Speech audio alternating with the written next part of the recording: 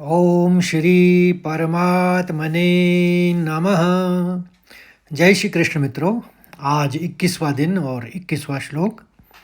इसका प्रसंग 20वें श्लोक के क्रम में ही समझना होगा। आपने पिछले श्लोक में पढ़ा था प्रवत्ते शस्त्र संपाते धनुरद्यम पांडवा, यानी अर्जुन ने अपना धनुष उठाया और युद्ध के शुरू होने से पहले धनुष उठाया और भगवान ऋषिकेश या कृष्ण से यह वाक्य कहा कि वो रथ को सेनाओं के बीच में ले जाएं। और आगे वाले जो 22वां श्लोक है उसके क्रम में ही बात बताना पड़ेगा कि मैं यहाँ पर से दोनों सेनाओं का निरीक्षण करना चाहता हूँ कि मुझे अपने कौन कौन से मेरे प्रतिद्वंदी हैं, कि किन के साथ मुझे युद्ध लड़ना है। ये 22वें श्लोक का आपका प्रसंग है, इसलिए मैंने एक साथ ही बता दिया तो आपके समझने में आसानी रहेगी। तो शुरू करते हैं श्लोक से। तो 21वां श्लोक इस तरह से है कि ऋषिकेशं तदा वाक्यम इदमाह महीपते अर्जुन उवाच सेनयोर्युभयोर्मध्ये रथं स्थापय मेच्युत। ऋषिकेशं तदा वाक्यम् इदमाह महीपते अर्जुन उवाच सेनयोरुभयोर्मध्ये रथं स्थापय मेच्युत। आप क्रमबद्ध तरीके से इसको उच्चारण करेंगे। पहले चरण को देखिए, 3 शब्द हैं, ऋषिकेशं तदा और वाक्यम। तो सीधे शब्द हैं, आपके केवल अनुस्वार समझना है कि नौ क्यों आया, तो थ द ध न, तो उस लाइन में नौ है, एंड में आखिरी में, तो इसलिए नौ का अनुस्वार लगा। ऋषिकेशं, ऋषिकेशम नहीं कहेंगे बल्कि क्या कहेंगे, ऋषिकेशम।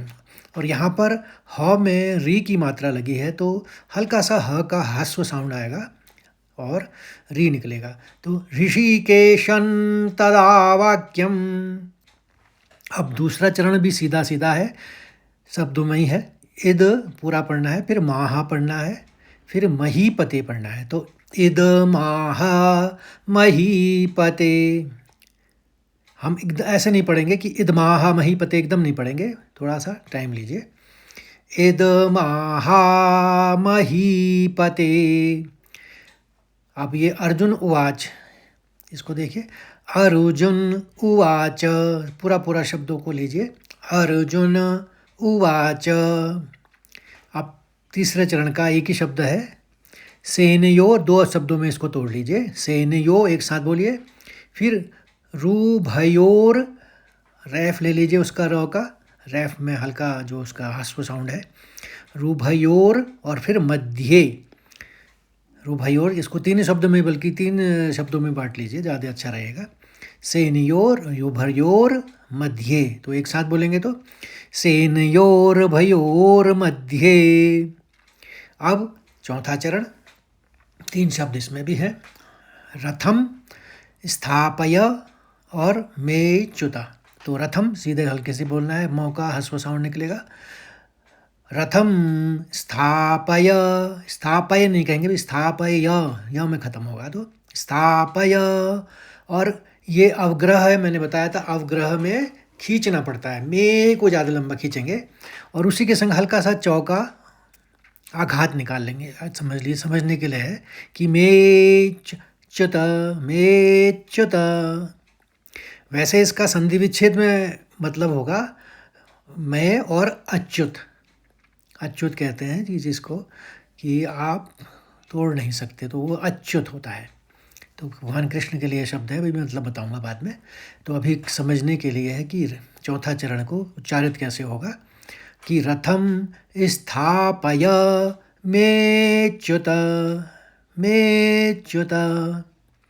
आप पूरा श्लोक एक साथ पढ़ेंगे। ऋषिकेशं तदा वाक्यम इदमाह महीपते अर्जुन उवाच सेनयोरुभयोर्मध्ये रथम स्थापयमेच्युत। एक बार और सुनिए। ऋषिकेशं तदा वाक्यम् इदमाह महीपते। अर्जुन उवाच सेनयोर्भयोर्मध्ये रथम स्थापयमेच्युत। यहाँ पर जो बीच में लाइन में आपने देखा होगा अर्जुन उवाच आया, तो ये भी श्लोक के अंदर ही है, इसलिए श्लोक का ही पार्ट है, इसलिए इसको ऐसे घबराइएगा नहीं, ये श्लोक का ही पार्ट है, उसी का है, तो उसको भी पूरा पूरा श्लोक की तरह ही बोलना पड़ता है। अब इसका मतलब समझते हैं। ऋषिकेशन आपको पता है भगवान श्री कृष्ण को कहते हैं ऋषिकेश, और तदा मैंने तब, वाक्यम और इदम, तो दो शब्दों का इदमाह जो शब्द बना है, वाक्यम यानी यह वचन, यह वचन, वाक्यम यह मतलब यह, इदम मैंने यह, वो दूसरे उसमें भली शब्द में आया, इदमाह में आया, और आह का मतलब होता है कही। इद माह वो संधि विच्छेद बन के इदम और आह का मतलब, दोनों का मतलब यह है कि बात कही, यह बात कही। और महीपते, महीपते यहाँ पर यह संबोधन है धृतराष्ट्र के लिए, संजय का जो संबोधन है, वो संजय क्योंकि बता रहे थे यहाँ तक की बात, तो महीपते जो संबोधन है वो है धृतराष्ट्र के लिए।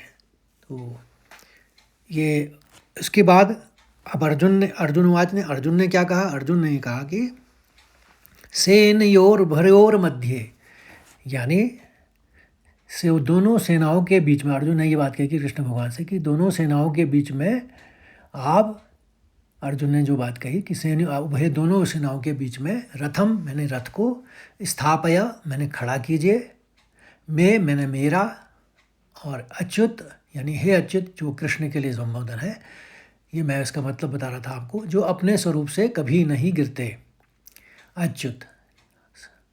यावत, अब ये नेक्स्ट में उसमें लाइन में आएगा, दूसरे श्लोक में आएगा, तो अभी बाद में इसको नहीं लेते अभी जब श्लोक पढ़ाएंगे तो तब 22वें श्लोक में बताऊंगा, तो आपके समझ में आ गया होगा कि अर्जुन ने भगवान श्री कृष्ण से यह कहा, ऐसा संजय बता रहे हैं धृतराष्ट्र को। तो अर्जुन ने क्या कहा कि दोनों सेनाओं के बीच में मेरे रथ को स्थापित कर दीजिए। मैं अच्युत है, वो यहाँ पर अर्जुन कह रहा मेरे रथ को मेरे दोनों सेनाओं के बीच में स्थापित कर दीजिए हे अच्युत। यहाँ पर कृष्ण जी के लिए संबोधन हुआ अच्युत का, जिसका मतलब मैंने अभी आपको बताया, जो अपने स्वरूप से कभी नहीं गिरते यानी अडिग रहते हैं, तो ऐसों को अच्युत कहा जाता है। तो कि सिर्फ भगवान श्री कृष्ण ही केवल इस युद्ध में अडिग हैं। तो मित्रों, आशा करता हूँ कि आपको यह श्लोक भी समझ में आया होगा अच्छी तरह से, और आया है तो लाइक करिए, शेयर करिए, और इस धार्मिक यात्रा में बने रहिए। आगे अगले श्लोक में मिलते हैं कल, तब तक के लिए जय श्री कृष्ण, धन्यवाद।